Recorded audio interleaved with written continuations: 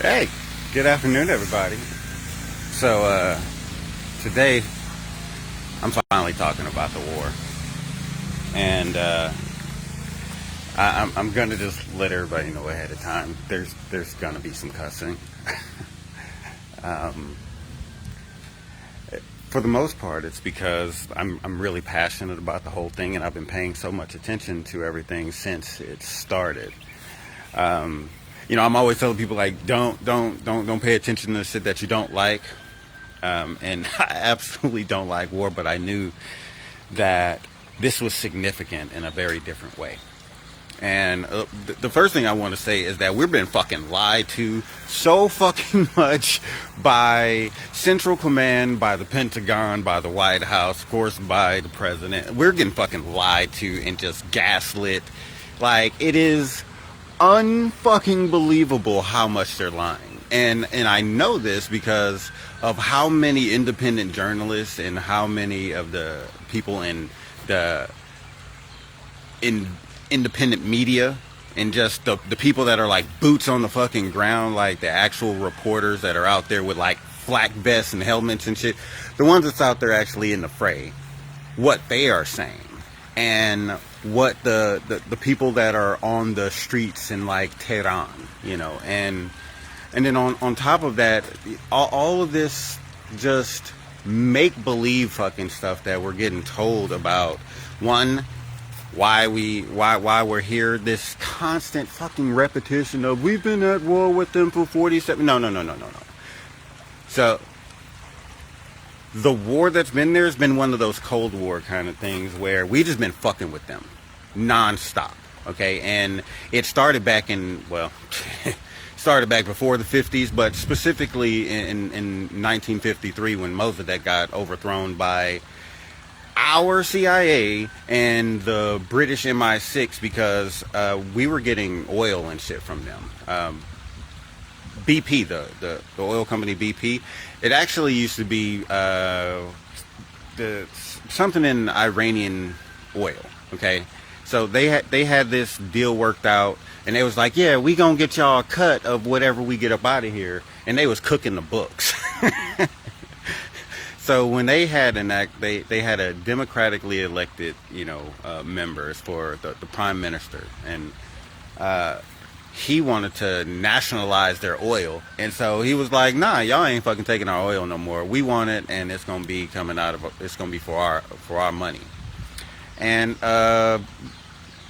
the United States and the UK didn't like that shit, so they overthrew him, and then they put in the Shah of Iran, and the Shah of Iran was this fucking dictator and extremely brutal, but he was he was a Western puppet, so he let them get away with like fucking everything, and so they still were allowed to get the oil and everything. And then the revolution happened in the 70s when the Revolutionary Guard took over the country, and the Shah fled to the United States. And after he fled to the United States because he was sick, but also because he was scared, there were students from some of the colleges there, and they was like, hey, bring back the Shah. And it was like, no.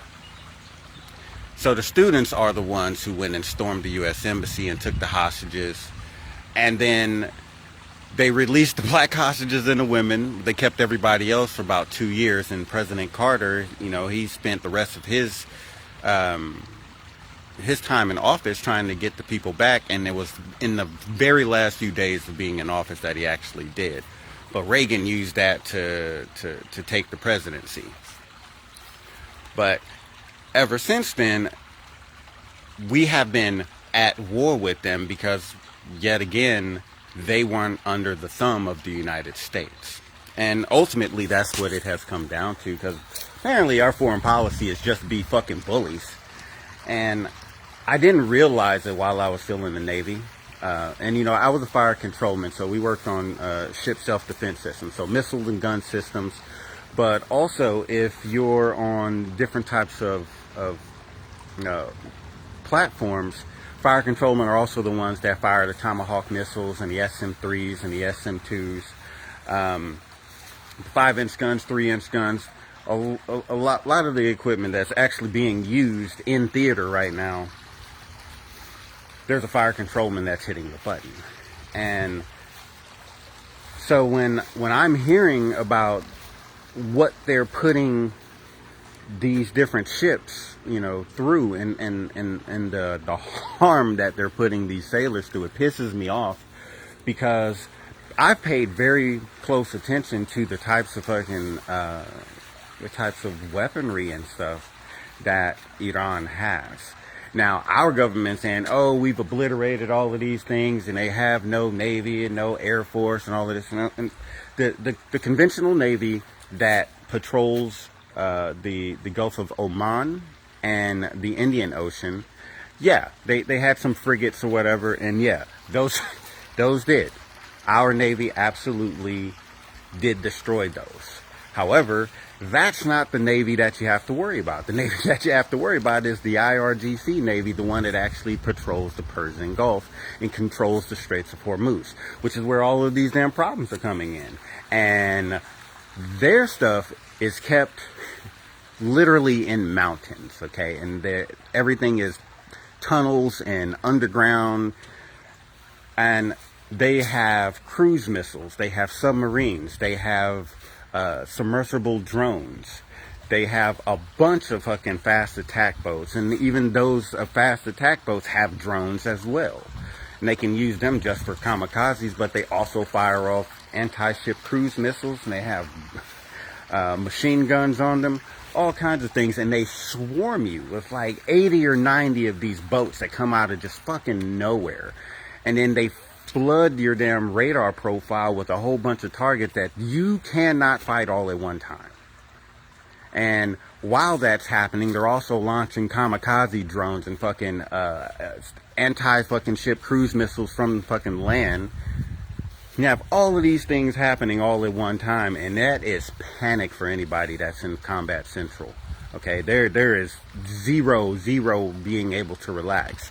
And for some reason, our government, our president keeps thinking that you can just bully people into doing whatever the fuck you want. And that ain't gonna work with a nation that has been around for 5,000 years, okay? Like, they just flat out, they ain't gonna give up nothing, okay? Like, when the leading religion there is the Shia the Shia Muslim religion, their whole concept is that it is an honorable thing to die fighting in the face of tyranny. United States and Israel, I call them USreal,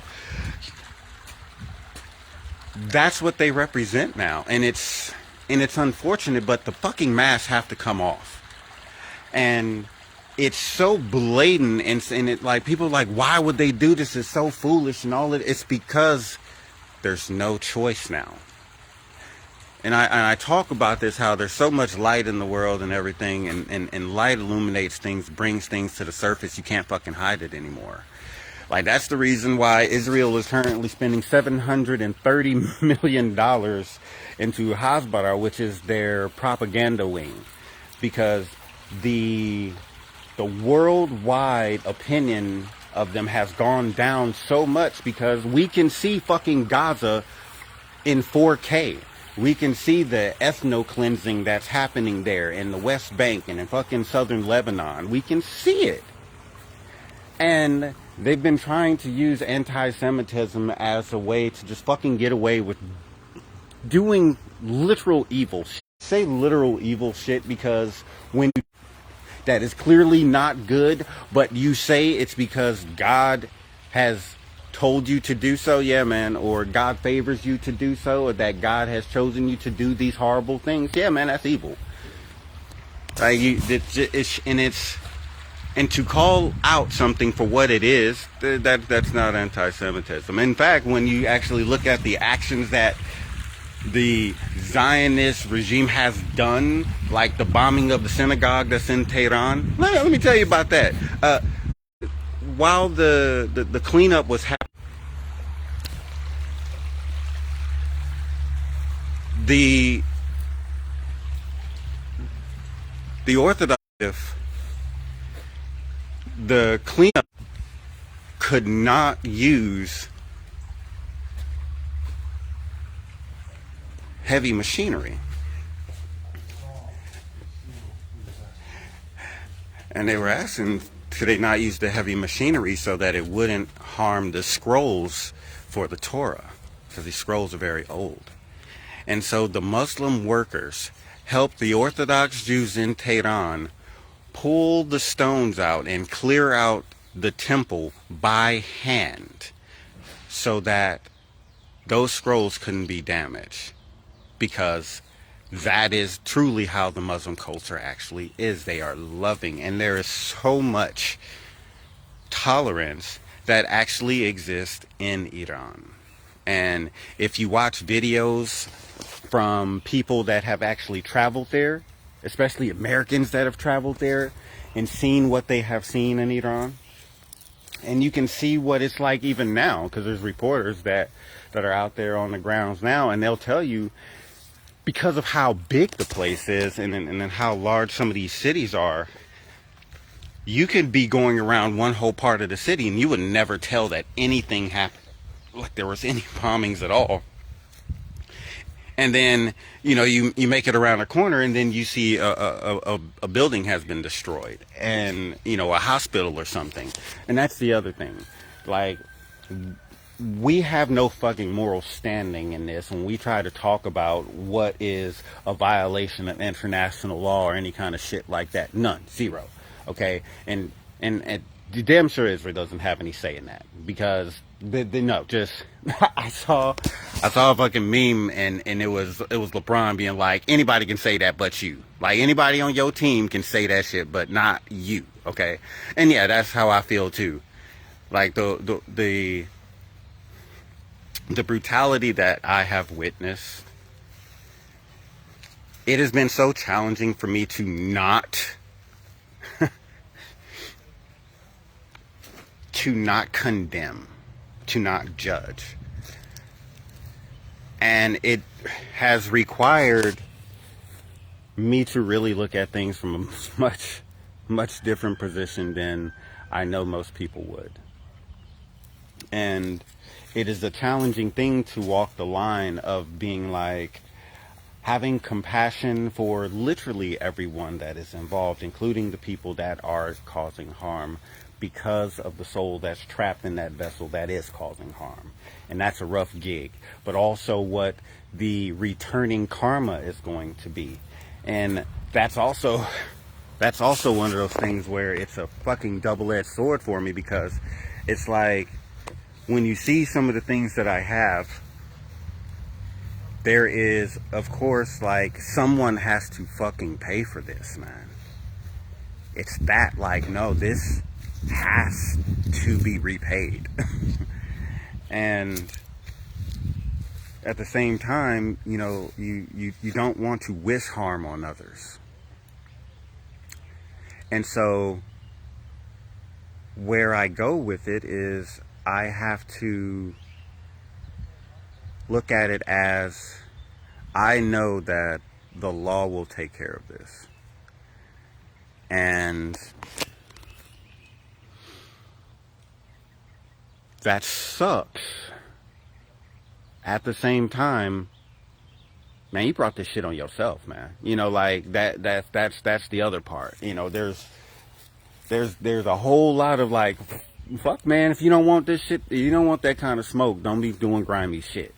And that's what I've seen so much of, just a bunch of really, really fucking grimy shit. And then a bunch of gaslighting, and then fucking playing the victim or victim blaming, whole lot of that, because good lord. And then when someone tries to call people out on shit, then people once again want to play the fucking victim. And no, you don't get to fucking play the victim when you constantly do evil shit. You can't.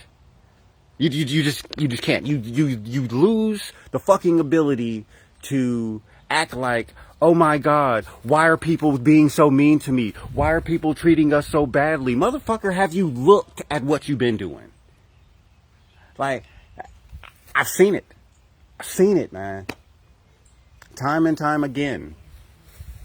And the lack of empathy that I have seen, man, man, that's the wild part. But I do understand. I've watched the videos that talk about the indoctrination that starts even when they're in like kindergarten, man. They are raised with a mentality of ethnocentrism and hatred and this just militaristic, violent way of thinking. And in a lot of ways, like, there are many parts of the United States that people are brought up in very fucking similar ways. And the people that we got in the fucking White House and everything in the Pentagon, the ones that tend to get in front of the mics the most, they are also representations of ethnocentrism, thinking that your particular race is superior. And that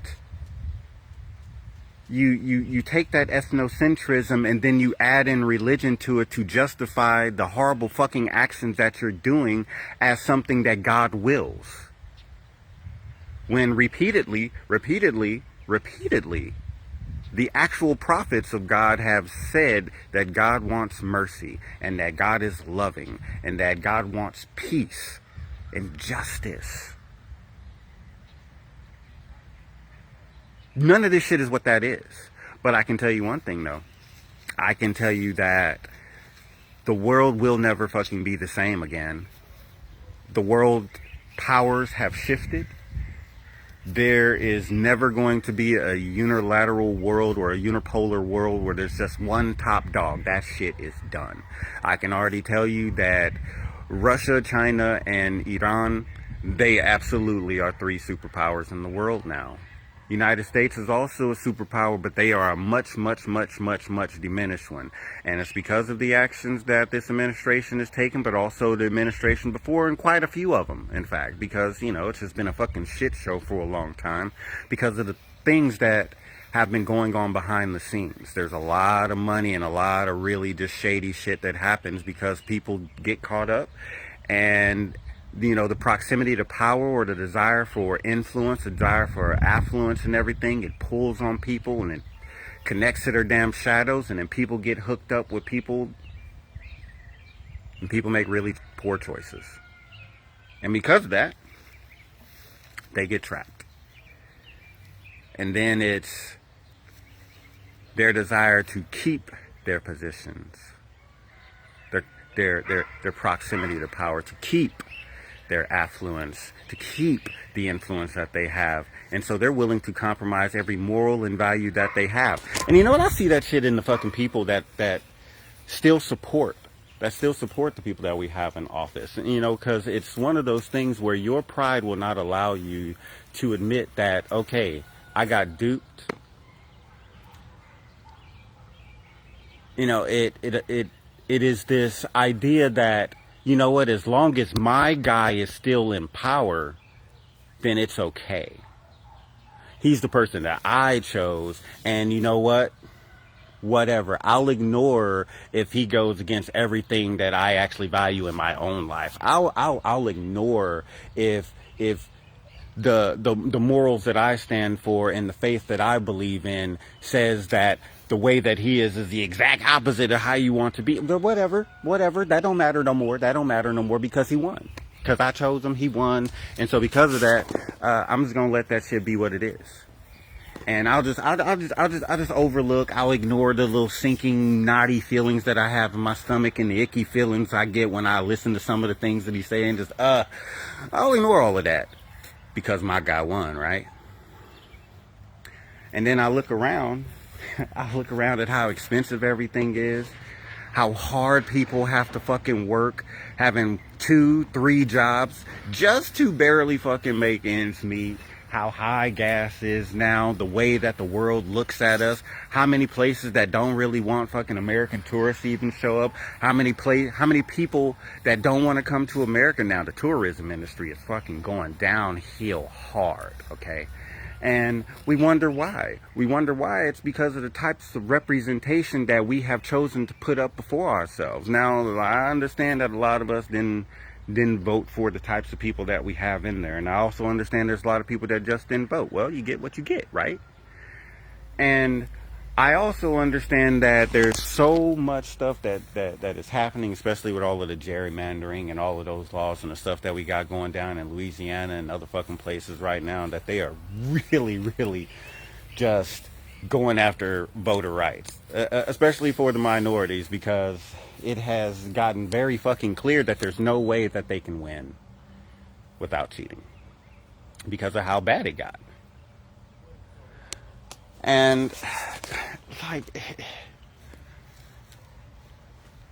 you know, when I go and I watch these videos and I listen to these interviews and everything, and the people, you know, it's just like, yo, we just want to have the same rights and abilities as everyone else.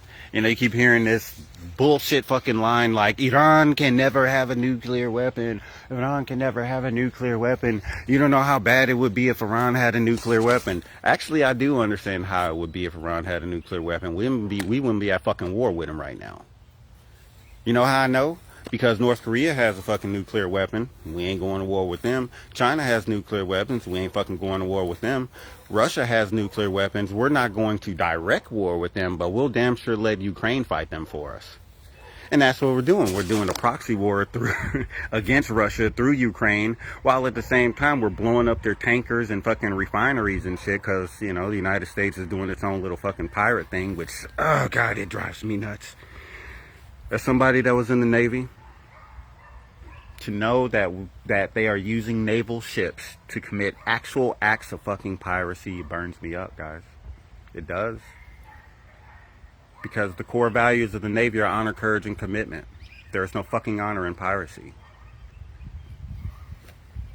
And he talked about it. He was like, yeah, we took the oil. We're like pirates. We're like pirates. You know, it's...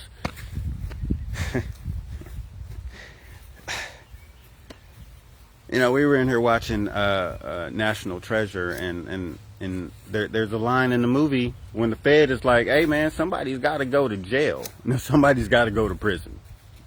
Somebody's got to go to prison. We're seeing the insider trading that's happening, and when we're talking about insider trade, man, they're talking about $900 million moves, $720 million moves, $400 million moves, like 10 minutes, 15 minutes, 20 minutes before the president puts out some shit on Truth Social. And they watching it now. The DOJ is actually, I mean, you know, who fucking knows what they'll do. But the DOJ is actually like looking into it. And I know at the end of all of this, there might be some like Nuremberg trial shit, you know, and because there are a lot of war crimes. Dude, some of the people I watch, they call the Secretary of Defense, they call him the Secretary of War Crimes, Pete Kegsbreath. Call him Kegsbreath, which, yeah. But like all of the stories I'm hearing about this fucking administration, like the people in the White House, there's a whole bunch of them that's either popping pills left and right, uppers, or a whole bunch of alcoholism. Like just drinking. Hell, the head of the fucking FBI, Cash, he be giving out he be giving out bourbon that has his name on it. It is FBI director, like special like label fucking bourbon that he gives out to people, and he be taking that shit and giving it out as gifts at different places. Okay, he also has like a whole fucking marketing line where there's like t-shirts and hats and mugs, and it's all a grift. It's all just a fucking grift. Everybody just trying to get paid, and they don't give a fuck who gets shit on. As long as you kiss the ring and toe the line, they know that you're safe. The moment you defect, the moment you go against the old false king, then the empire comes down on you. And that includes all of the death threats that comes from all of the people that be on social media and everything, and they go after your family. They went after the Pope's brother, man. Like the Pope's brother got fucking death threats. Like what? Like these dudes went after the Pope, the first American, like the first American Pope, man. Like the fucking balls to be the American government and going after the first American Pope that's from Chicago. Hey man, I was like, so this is the hill? This is one of the hills you want to die on? The Pope. Okay, like when Catholicism is having such a fucking resurgence in the world, okay? It's the #1 religion in the world, and it's also the fastest growing religion in the United States. People are rushing back to Catholicism, and I guess it's because they're getting away from the evangelists because of what they have attached themselves to. Like, but when you understand the history of it, you know, the Southern evangelists, they started getting in politics after the Civil Rights Act got passed. That, you know, the whole states' right and everything. They didn't like it. They didn't like it, and they started connecting themselves with the Republican Party, and yeah, it just Reagan ran on states' rights, and just it just kind of went downhill from there, you know. And when the trickle-down economics happened, you know, which was totally dependent on the richest of the rich just being generous, you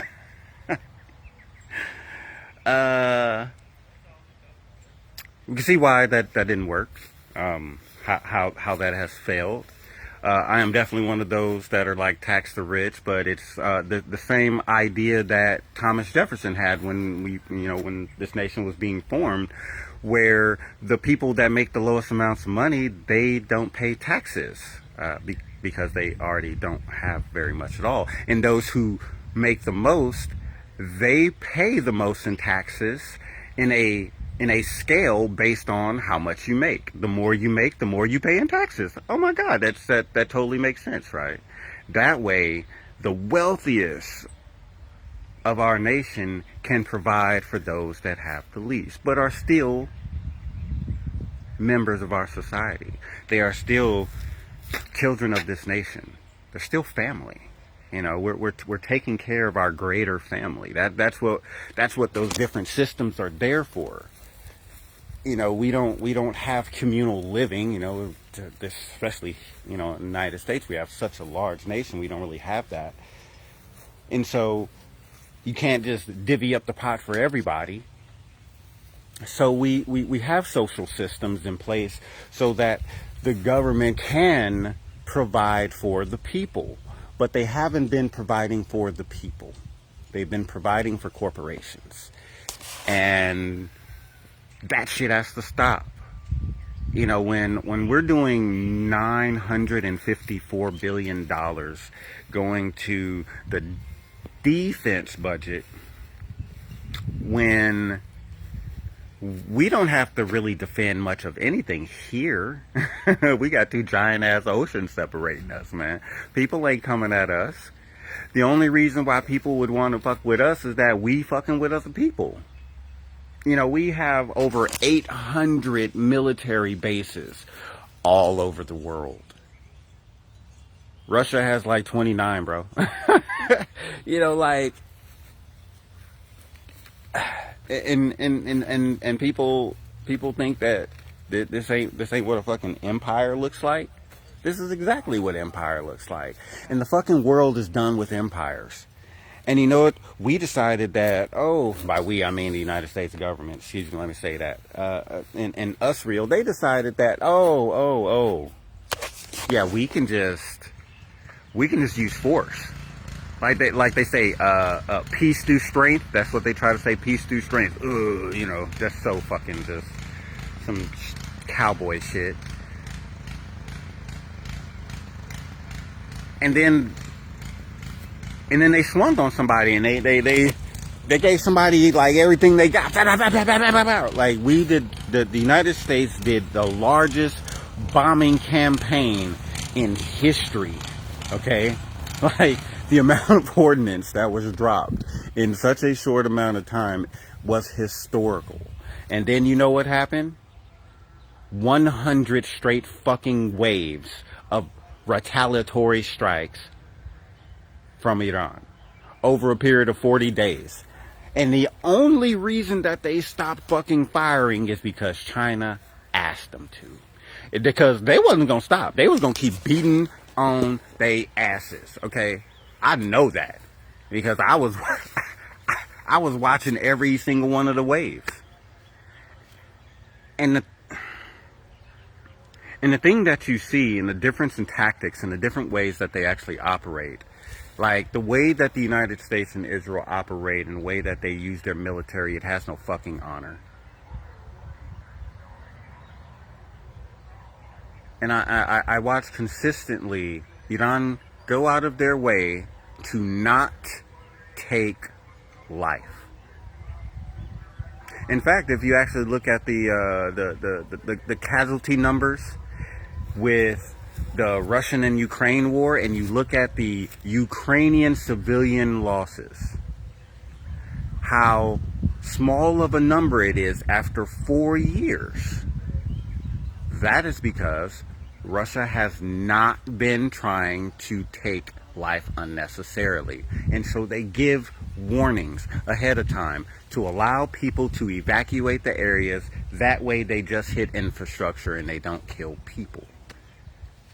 Meanwhile, the United States carpet bombed a city of 10 million people and was like, oh yeah, we didn't hit any civilians. Bro, you can't fucking, you can't carpet bomb a city that's bigger than New York City, okay? Like New York City has 8.5 million people. Tehran has 10 million people. You can't carpet bomb a city of 10 million people and not have civilian casualties. You're fucking lying. And it is insulting. One of the things that I found fascinating, one of the guys that I listened to, his name is Scott Ritter. And Scott Ritter, he used to do military strike analysis for the U.S. Armed Forces, specifically back when he was in Desert Storm. And initially, one of his gigs was targeting, and he's one of the few people that was able to move from targeting to analysis. And so he used to be somebody that was marking all of the targets. And then he became someone that was giving strike analysis to see how good our targeting actually was.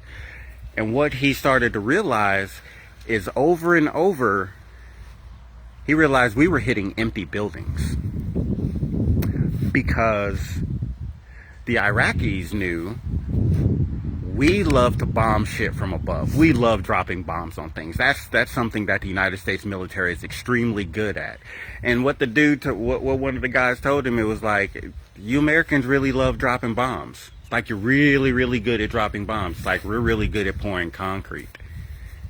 So what they would do when they knew that engagements were going to be coming, they would take out all of the damn equipment and they would move it underground. And what will be left would be decoys, and it would just be empty fucking buildings. And then after the bombing runs, they would just rebuild the buildings and put the equipment back in. So I was learning that the Hezbollah groups that's been going up against the Israeli Defense Force, when their missile launchers get hit, they actually repair the missile launchers and just go back and use the same ones. Some of the missile launchers got hit 2 or 3 times before they finally were able to take them completely out of commission. And our Pentagon is trying to tell people that they have laid waste to all of the missiles and the enrichment sites and all of these different things.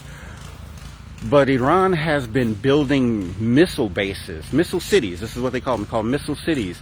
And their Air Force and their IRGC Navy, they've been building them underground and in the mountains, literally in the mountains for over 40 fucking years. They started that shit in the 80s when fucking Saddam came and invaded Iran. That's also something that we helped out with. By we, I mean the United States government and Germany. Germany gave them the chemical weapons, the sarin and nerve agents that they actually used on the Iranian people. And Iraq came in so hard and leveled so much of the Iranians' defense systems that they learned in that moment they have to go underground. So ever since then, they have just been building and building and building underground and in the mountains. They have a mountain range that goes across the northern part of the country that spans east to west. And on the west side of the country, they have another mountain range that runs from the north to the south. And all throughout that, there's mountains and there's desert areas and everything. It's a fucking natural fortress, which is why it has survived for 5,000 fucking years.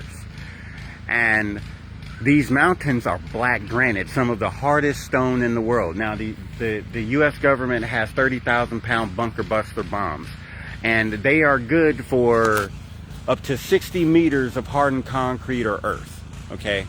And that's cool. But they're building, the lowest point of their underground bases is 100 meters, and that's underneath black granite. Those bombs don't work through that much black granite.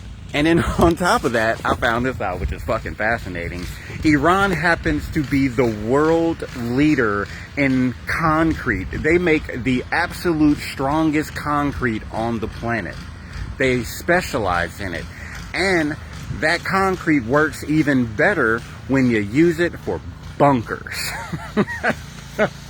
So we decided that we were going to try to bomb a nation that has a natural fucking fortress that is made out of black granite, that has the vast majority of their military complex underground, 100 to 500 meters underground, in super hard concrete shells with a fucking black granite fucking buffer zone.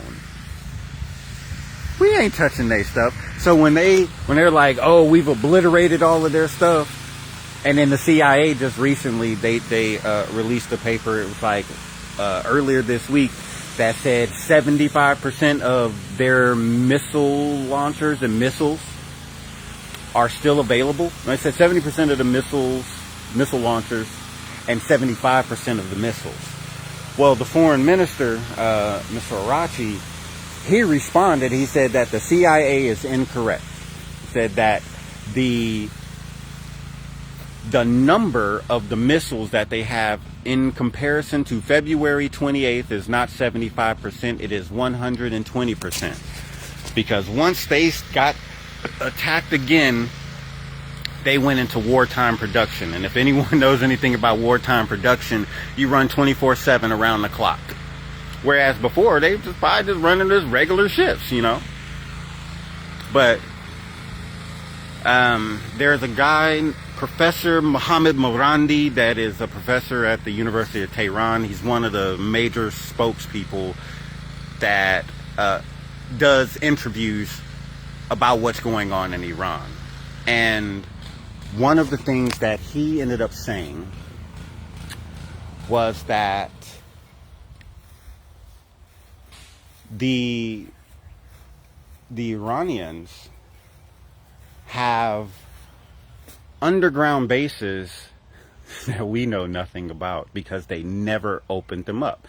They only used certain ones for strategic purposes, and they left the other ones alone so that nobody else would know where they were, because they know they're constantly being watched. They always have satellites going overhead, and so they think about that.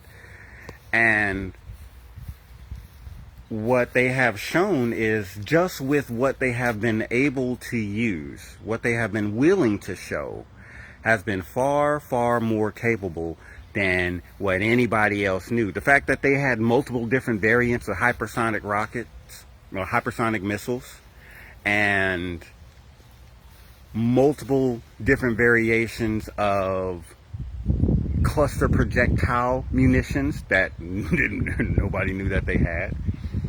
They were able to do all of this with constant surveillance, constantly watching them, all underground.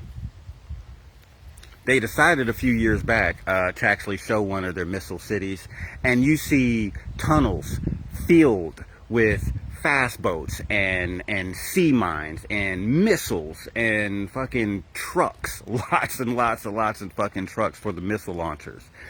And then you have an entire fucking Air Force all underground. Now, they have MiGs, they have F-4 Phantoms that the United States gave them, they have the F-5 variants, but theirs is called a COSAR. It's made off of the same F-5 frame, though. And the bombing that happened in Kuwait, where the F-5 or the COSAR pilot was able to fly and bomb and actually drop bombs onto the base in Kuwait, getting through all of the air defense that was there, because this was about day 3 of the war, so everything was still popping off. And under the cover of drone and missile fire from one side, they came all the way around, flying over land and through the mountains, staying under radar. Just unbelievable fucking skill of this pilot. Hit the damn base in Kuwait, dropped bombs on the base while the drones and missiles were coming in, didn't get fired upon, and made it back out and back to base. It's the first time since the Korean War that a fixed-wing plane struck a base. Speaking of the bases, they were like, oh, you know, they ain't been able to do nothing to us. And then the Washington Post finally reveals that over 228 different structures, they just say structures, were destroyed. And one of the things that they pointed to was how there wasn't a lot of fucking craters, which means that they were extremely accurate and they weren't missing all the time. So apparently, the capabilities that they have are advanced enough that they had essentially pinpoint accuracy, and they were able to hit multiple different significant targets quickly. And people are like, oh my God, they're getting help from China and they're getting help from Russia. Well, yeah, because we're not the good guys. Like, that's the thing. Yeah, they're getting help. If you got a big ass fucking bully that's just coming and picking on you, okay, just coming in and attacking you out of nowhere, literally while you're in the process of having peace negotiations 2 times. 2 times they did this, okay? And oh, let me point this out. When you just kill people and you're not in war, that's called murder. Regardless of what fucking fluffy language they want to put on it to say defending freedom or fucking regime change, it's fucking murder, dude. Like straight up. It's a war crime. Like, there's very, very fucking severe penalties for that shit. And we gotta stop fucking using this fluffy fucking language and actually say what the fuck is, okay? We're seeing fucking genocide. We're seeing fucking ethnic cleansing. We're seeing fucking murder. We're seeing fucking assassinations. That's what's happening. And we gotta stop fucking just kidding ourselves about what the fuck we're seeing. Just because the people look different from us or they're on the other side of the fucking world, it still is what it is, man. And on top of this, there's still the whole fact that, oh, the government and the media and, you know, the entertainment industry is filled with pedos. And like some people that have done really, really dark things. We know this. The E-list is out there, y'all. Like, it's out there. But the reason why there hasn't been any fucking like arrests here is because, because they're on it. You know, they're in on it. Like, it's really fucking simple. If it's what it is, and we know because some people have seen it. You know, and they only released 800 gigabytes of what I believe is 40 to 60 terabytes of data. Think about that, man. That's what's being hidden. The other terabytes of information. And they use all of these different things as fucking distractions. Ooh. Let's, oh, we started a war. Pay no attention over here. Oh, hey. Oh, shit, the war is going really fucking shitty. Oh, my God, what's next? Okay. Hey, guys, aliens look at the aliens. Because that's what the Department of War just released now. They're doing the UFO and UAP shit now because, pay no attention to the man behind the, behind the curtain. That's what's going on here. Just a bunch of fucking distractions and gaslighting and lying and just, no, they shot all the missiles at us. None of them hit us though, but we hit them a bunch. It was nothing. We didn't have nothing happen to us. Really? Sure about that? Here's something that I've seen from the IRGC leadership. They put a time limit on the United States, and this blockade that they decided to do. By the way, this blockade has only 15 ships, and they're a couple of 100 miles off the coast. The reason they're a couple of 100 miles off the coast is because they don't want to risk getting fired on. And when you only have 15 ships, you can't really do much of a blockade. In fact, they say that 151 ships have left from the Iranian ports, and only 16 have been turned around. 2 have been fired upon and stopped before making it through. But the rest of them, they tend to just, they call it the shadow fleet.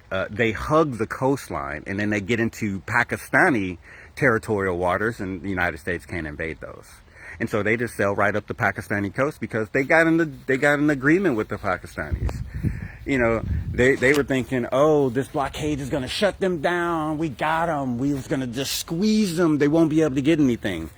Well, they have overland routes that go through Turkestan and Kazakhstan. They also got them going through, the overland routes are through Pakistan and Afghanistan. And China created a actual fucking railway system that runs all the way from Xi'an, China to Tehran. And it goes through 5 different countries. It goes through Kazakhstan and Turkmenistan, and in China.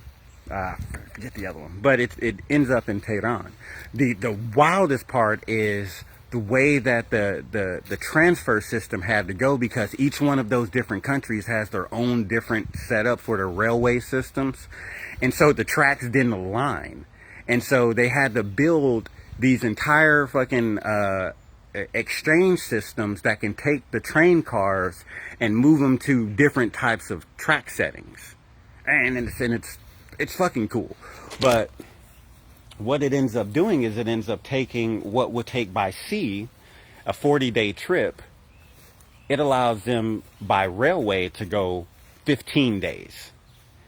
And yeah, some of the railway got hit earlier on in the war because they opened up that railway system back in March of last year. And yeah, it got damaged in some of the war, but they're really good at rebuilding stuff. In fact, pretty much all of the bridges that got destroyed in Iran, they've already been rebuilt. The really, really large bridge, the B1 bridge that the president was bragging about and actually showed the video of when it got hit, which was a fucking terrorist attack. And so him showing it was like, oh, the terrorist regime in Washington, D.C. is taking credit for the bombing of this bridge, because they bombed it while it was still in the process of being built, but people were having picnics and shit underneath of it. Like, it was a regular fucking beautiful day where people were having a good time, having celebrations, and then the fucking sky starts raining bombs, takes this fucking bridge down, and then when all of the paramedics and everything start showing, they fucking double tapped it. Because that's what the United States does, because they took they're taking their fucking brutality keys from the fucking Israelis, because that's one of the things that they do. They like to do triple taps, okay? When the school in Manab got hit, it was a double tap. They hit the school when people rushed in to fucking help. All of the parents and other teachers went and rushed in. They hit it again. That's what our government is doing. And meanwhile, Israel's leveling entire fucking blocks and entire fucking ancient villages and bulldozing those motherfuckers. Moonscaping everything. That's why when you look online, they're like, oh, this isn't Gaza. They keep pointing to the fact that it isn't Gaza because of what the fuck happened to Gaza. That's why it gets compared to things so much, because of how fucking bad it is. And then we won't even acknowledge it. You know, by we, I mean fucking state-sponsored media. We won't even fucking acknowledge it. Because that's what it is, the state regime media. You know, we talk about all of these different terrorists and all of these different things. Meanwhile, we have a government run by them. Flat out. When you use the threat of violence to get across political means to get your way, that is the literal definition of terrorism. When you use violence to enact political gain, that is terrorism. And all of these threats that he keeps doing from fucking Truth Social and on fucking Fox Media and all of this shit, it's terrorism. And again, we gotta stop fucking using fucking soft ass language on the shit and say what it is.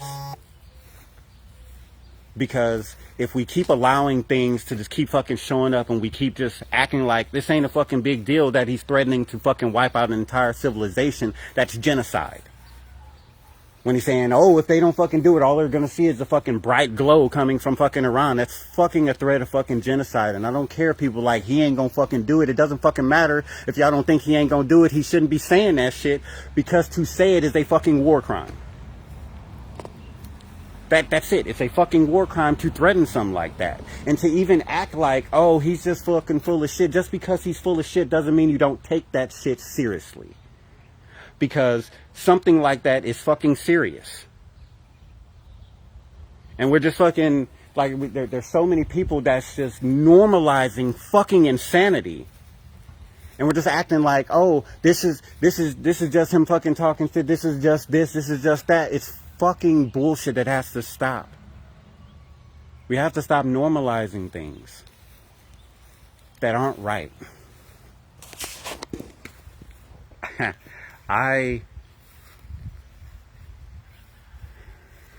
tend to look at things of what is loving and what is not loving. Period. That's it. It's a very simple line for me. Is this loving? Is this not loving? And I know that what our government is showing in the world is not that. It does not represent our Constitution. It does not represent our Declaration of Independence. It does not represent the values that our armed forces even fucking have. This ain't for us. This ain't for America. This is for fucking rich people. Ultra fucking rich people who don't give a fuck about others, except for the other fucking super rich people in their club. It's the service to self group. And luckily the world is seeing all of this shit. And I'm hoping people become more informed, allow themselves to be like, okay, we're not gonna accept if you taking money from AIPAC, man, I ain't fucking with you, straight up, because I recognize now that those associated with AIPAC are not those that are actually looking out for America first. They're not actually looking out for American values and American people and the things that Americans actually need. When we keep hearing that our defense budget has to be fucking $900 billion, or now they want $1.5 trillion, while simultaneously saying we can't take care of daycare, we can't take care of Medicare and all of these things. Now that needs to be for the state, but the fucking states is fucking broke, and the ones that ain't broke, most of them have been using the money that they've been given for themselves, not really for the people. Now it's not everywhere, but we see it. You can see it in your roads when you drive. You know, you can see it in the fucking buildings and everything. You can see it in the bridges. Like you can tell that money could be better spent. like let's just put it that way. Money could fucking be better spent, man. Like, when you look at fucking people that have the least, they tend to be the most generous people. They tend to be the ones that can actually balance a small amount of money. Single moms and shit, they make fucking miracles happen, man. I grew up with one, so I understand that shit. And yet we have somebody who wasn't even competent enough to run successful casinos. Casinos are made for the house to fucking win, and he bankrupted them. And it was like, everybody was like, he's such a great businessman. Where?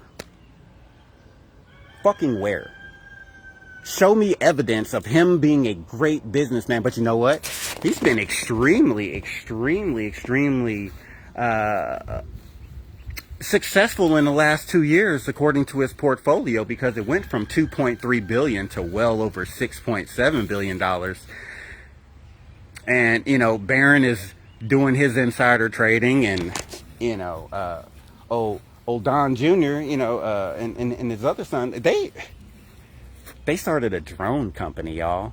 Right before we got into a big ass war, and their drone company is selling drones to the Gulf Coast states that, you know, happen to be in an engagement with Iran. That's you know, that's interesting right there. Can't see how that could be lucrative in any kind of way, or, you know, maybe slightly illegal. And again, somebody's got to go to prison. It's as simple as that, man. And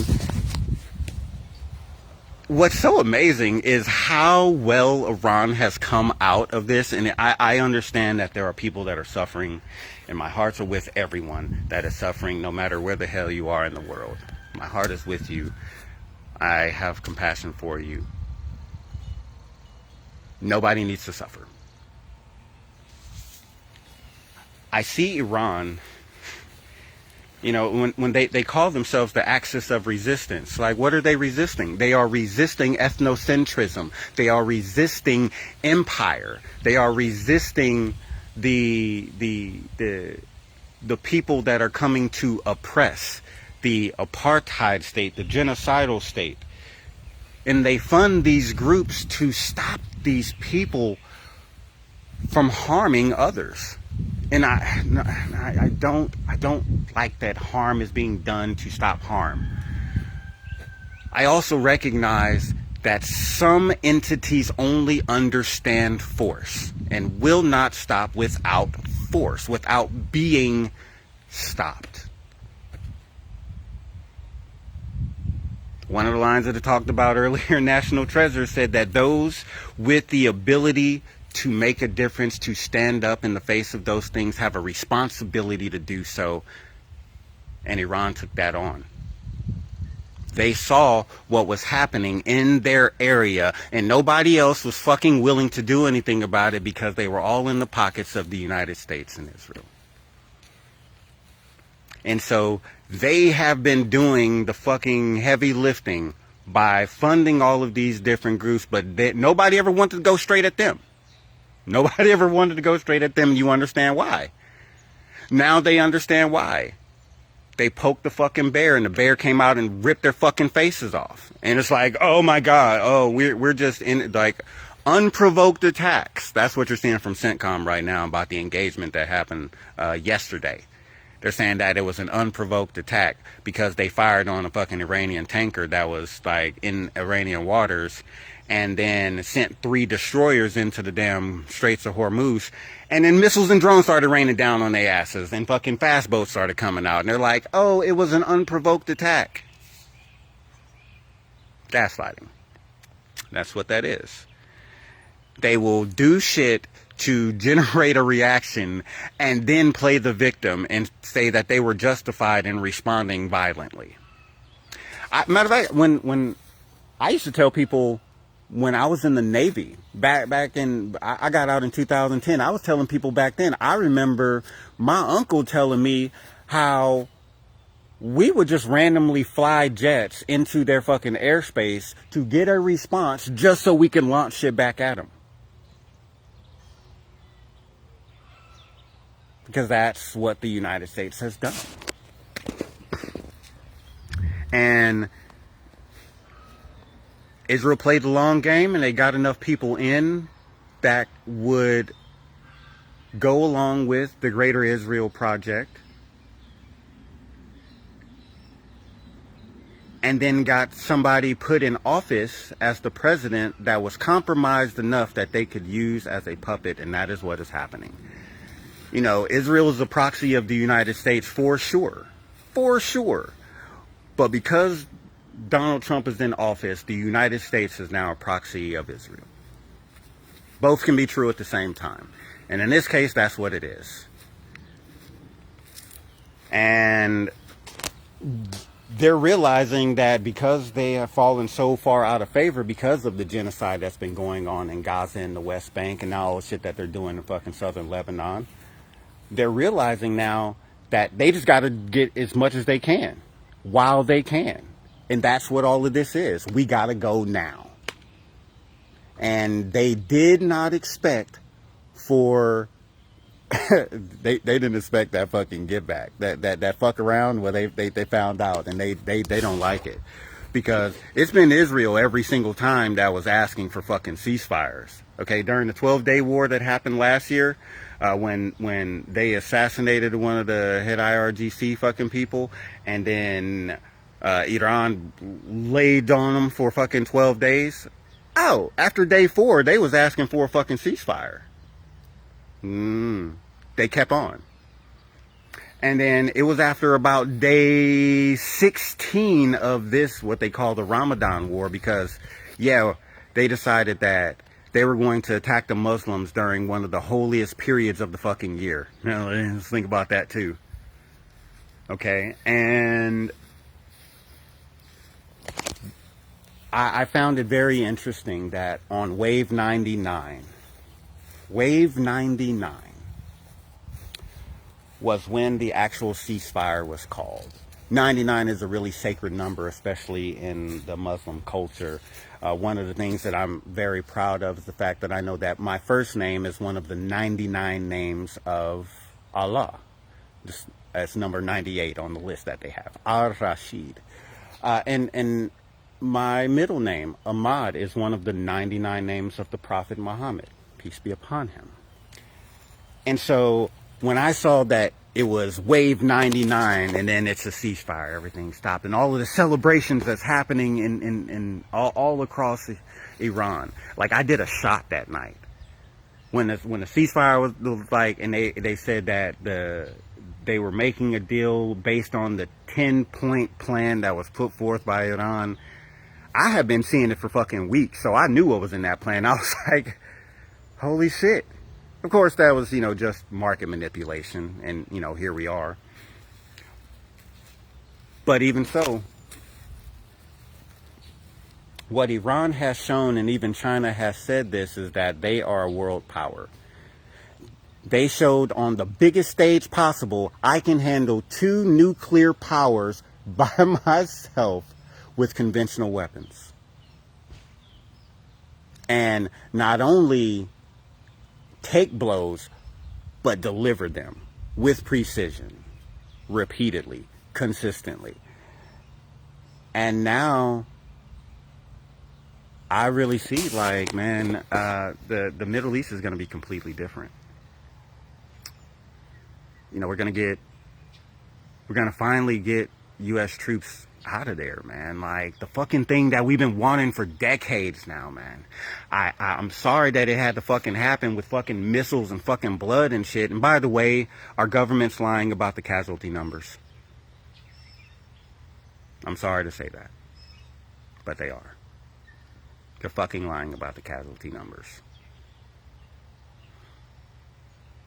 There are going to be people that just aren't going to show up for homecoming. And I'm sorry. But that's the truth. There's no way that with the level of destruction that I have seen that has been done, that 13 deaths is the only number. It's fucking impossible. And that shit's fucking sobering. And it's infuriating that some people aren't going to get the benefits and things that they actually fucking deserve. They're not going to get the closure that they fucking deserve because the government's going to lie. It's happened so many times in the past. And it's going to happen again. And I hope people fucking protest. God, man. It's time for mobilization is what it essentially boils down to. My fucking the revolutionary me is like been having a fucking fist in the air, and I was feeling really uncomfortable about even fucking making this video because I knew how I was gonna be in it.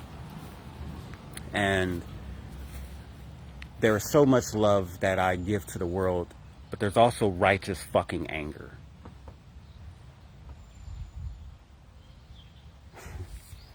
And I have a reason to be angry. Because this is not who we are. This does not represent what is best for us. This does not represent what is best for the world. What is best for the world is us to have all of these bases gone. What's best for the world is for Iran to be a fucking superpower. And for there to be a Middle Eastern Union to where they take care of themselves. Just like Europe takes care of itself. Just like Africa's fucking coming back and doing all of its things. And I am so fucking proud to see that happening, to see what's happening on the African continent.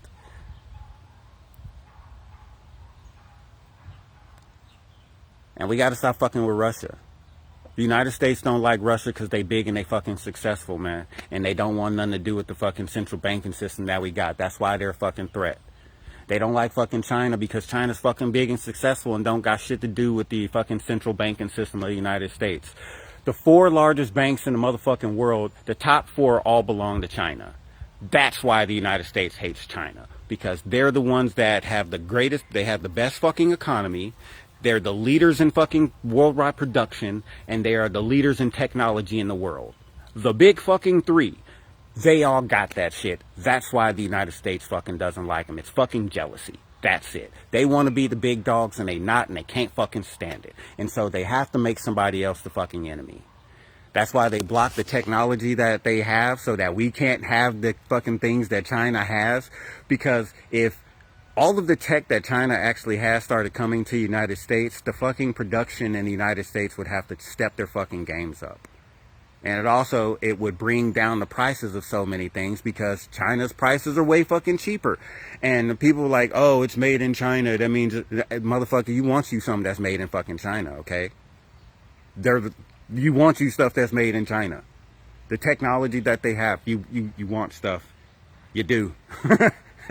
You be a bit skeptical about the shit that you get in the United States. You know, I watch what happens with the weaponry and shit, man. A lot of it doesn't work. That comes from us.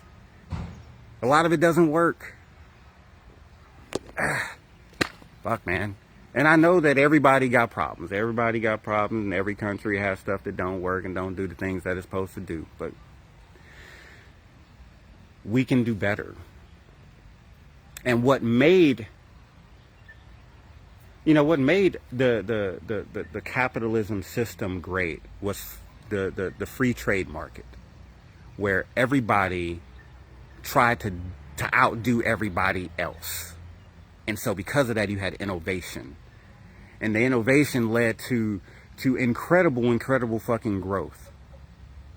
We were looked at as such an incredible nation for so long because of that, because we cared about innovation and pushing the boundaries and being leaders in the world. And then it started being about the shareholders. When the Dodge brothers sued Ford, when the Dodge brothers sued Henry Ford, and it made it a legal thing that the companies had to look out for the shareholders and not the employees and not the people, that's when shit really started going down in those sectors. The education went down because of Rockefeller coming in and destroying everything. We have a chance to put different people in office that can allow for the shrinking of our military force abroad and focus on home defense only, and in doing so, shrinking the defense budget down to levels comparable to our next near power, which is China. And their budget for defense is $354 billion. $352 billion. So we can lose $600 billion a year and move that into taking care of the United States and the people and the social services. That just moving money from one thing to something else. But will we do that? I believe so. Maybe not immediately. But after all of the damage to these bases, that's over $1 trillion worth of. Look, we've lost so much money. We've lost so much money between all of the missiles and everything, and the bases themselves, and the radomes and the communication towers for the satellites and all of that shit. All of those things, and all of the dozens and dozens of planes have been shot down. Like, it's been at least $1 trillion that has already been lost because of this war. Imagine what that fucking money could have did, man. And that's the thing. We gotta finally just, no more war, man.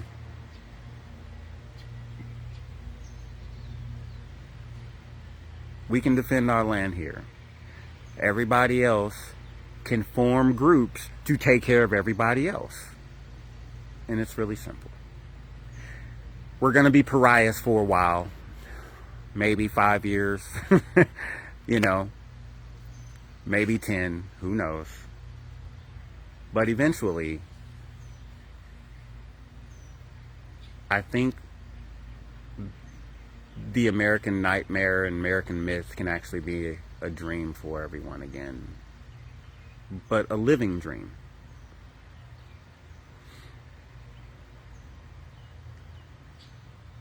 In the meantime, we got to work together. We got to look out for one another. We have to mobilize. We have to speak the fucking truth. We got to tell what's going on. We got to share how we feel.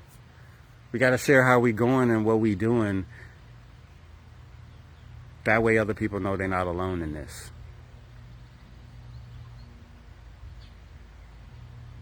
We can lean on one another, because we're going to have to lean on one another, because shit's about to get really fucking... It's going to get harder. Just...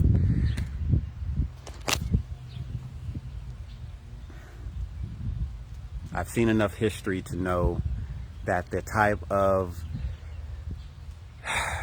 energy disruption that we have had over the last 2 months is unprecedented. And so the effects of that are going to be unprecedented. And as such, we got to be there for each other. You might be giving rides, sharing food. Some people might have to crash on your couch or something, man. But we can do something. Hey, start gardens. Start gardens. And just plant a bunch of stuff if you can, man. And who cares if you grow more than you fucking need? You can share.